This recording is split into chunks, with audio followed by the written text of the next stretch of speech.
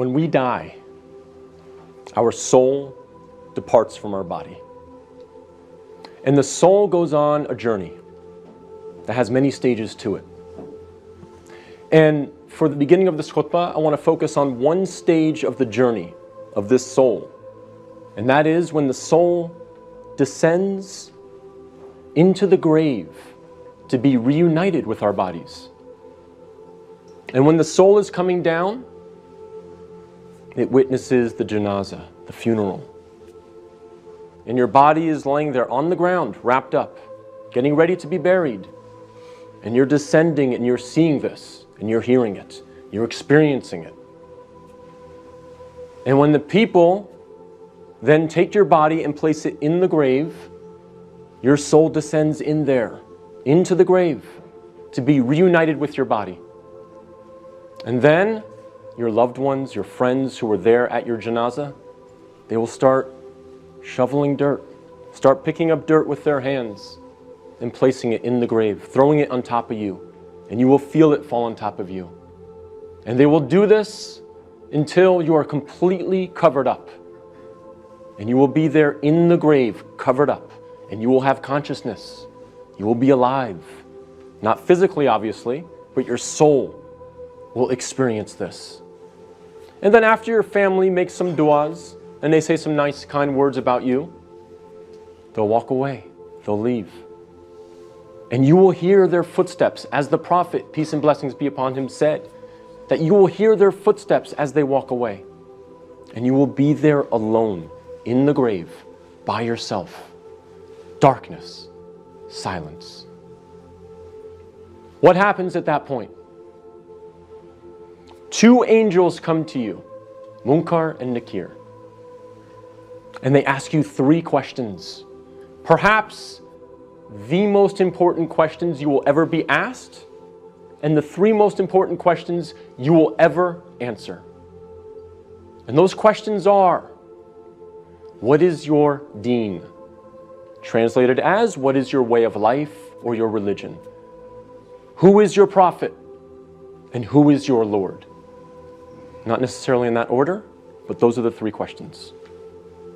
And if you answer these questions correctly, all three of them, your stay in the grave will be one of peace. You'll have peace. You'll have pleasure. Until the day of judgment, when the horn is sounded, and you are raised up out of your grave. So during that time, if you answer these questions correctly, you will have peace. But if you don't answer these questions correctly, all three of them, your stay in the grave will be full of pain. So we must answer these questions correctly. But here's the problem. A lot of us say to ourselves at this point, I'm good because I'm a Muslim. And I know the answers to these questions, and I'll answer them correctly. This is a problem. This is called being overconfident.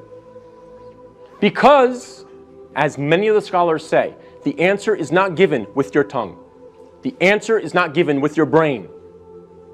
The answer is given with your heart.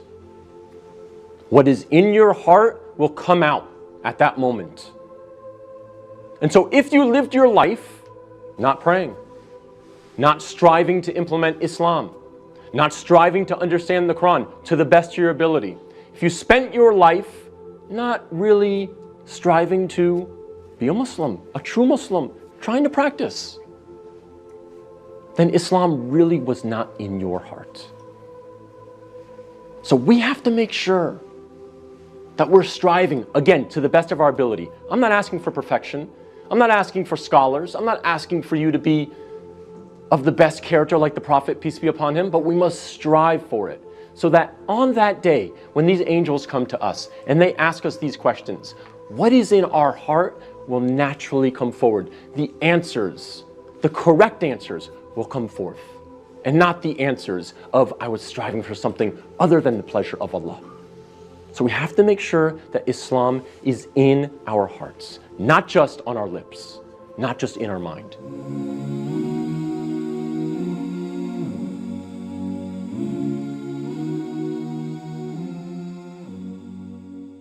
Alhamdulillah, we are happy to announce the launch of the One Islam TV app.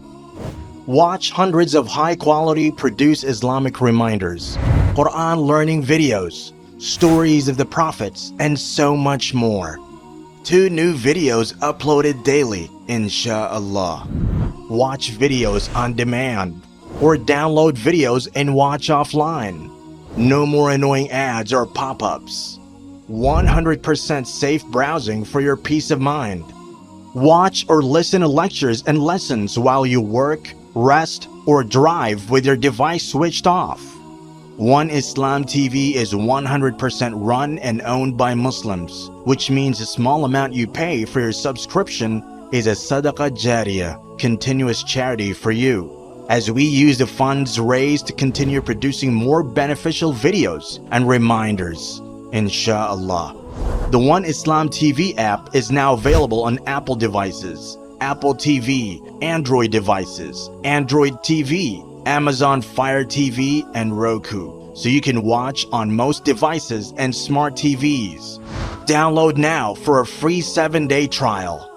May Allah reward you for supporting our work.